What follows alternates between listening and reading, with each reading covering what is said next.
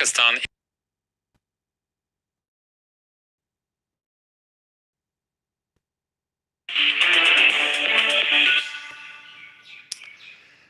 Hello and welcome to the France 24 interview. Our guest today is the former Prime Minister of Pakistan, Imran Khan. He joins us from his residence in Lahore. He is on bail since May 13. He had been arrested a few days earlier while appearing in a court in a corruption case, prompting a wave of violent protests and arrests. Mr. Khan, thank you very much for being with us. Could we say that you're essentially ending? Put it this way, I'm isolated because all my... So basically... Right. This Friday, the Interior Minister announced that 33 of your supporters have been handed over to the army to face sanctions in the aftermath of your arrest. And he indicated in a press conference that yourself could face a military... Let me talk about myself. And they put me in prison. The establishment are petrified that whenever there are elections, and this is election year in Pakistan, that my party will sweep the elections.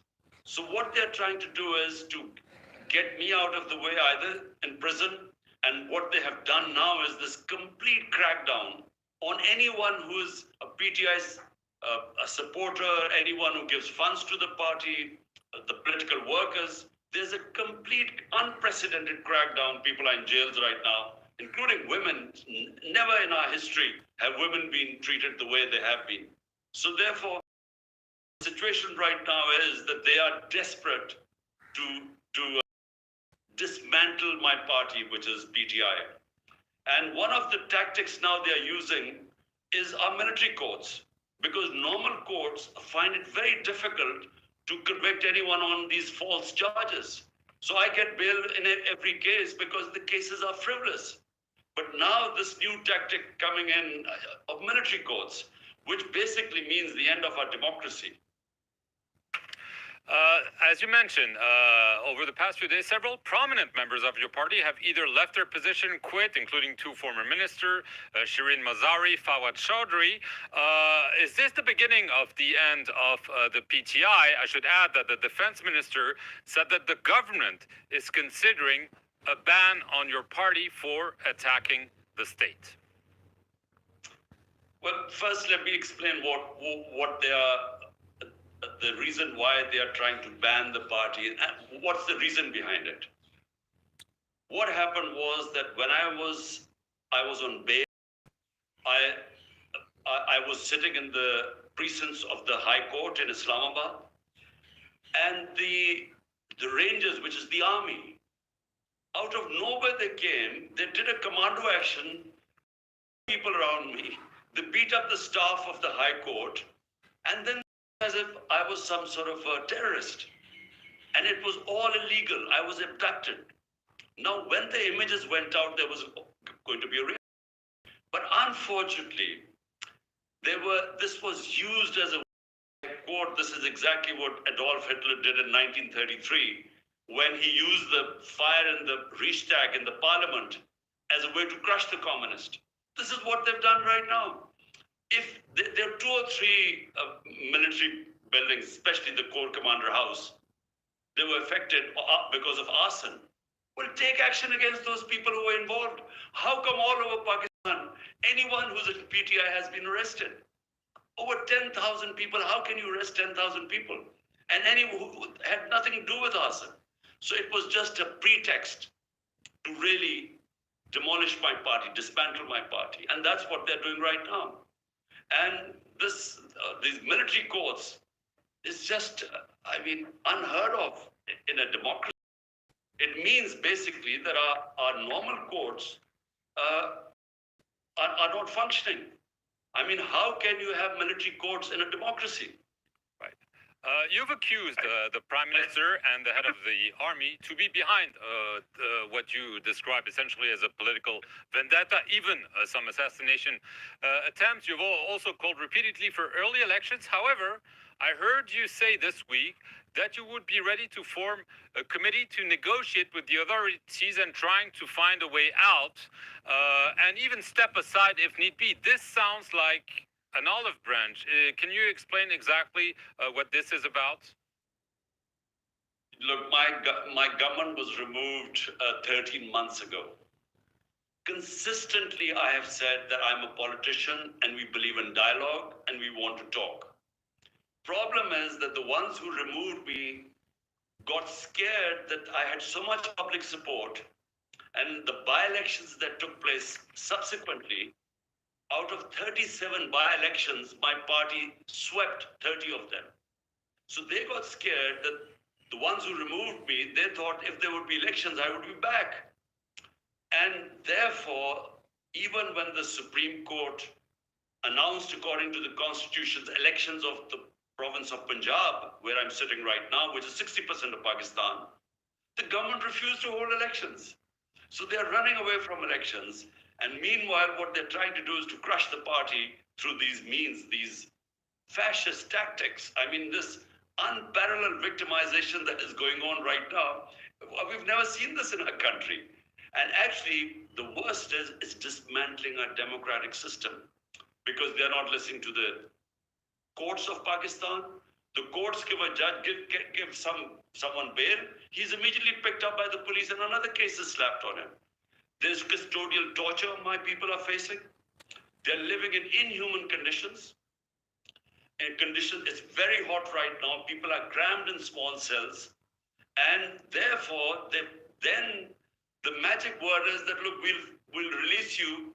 All your cases will be finished. All you have to do is say you announce that you're no longer part of PTI. So that's what's happening. But Mark, political parties only weaken when their vote banks go down. What is happening is that there's more sympathy for my party than ever in our history. So the vote bank is increasing.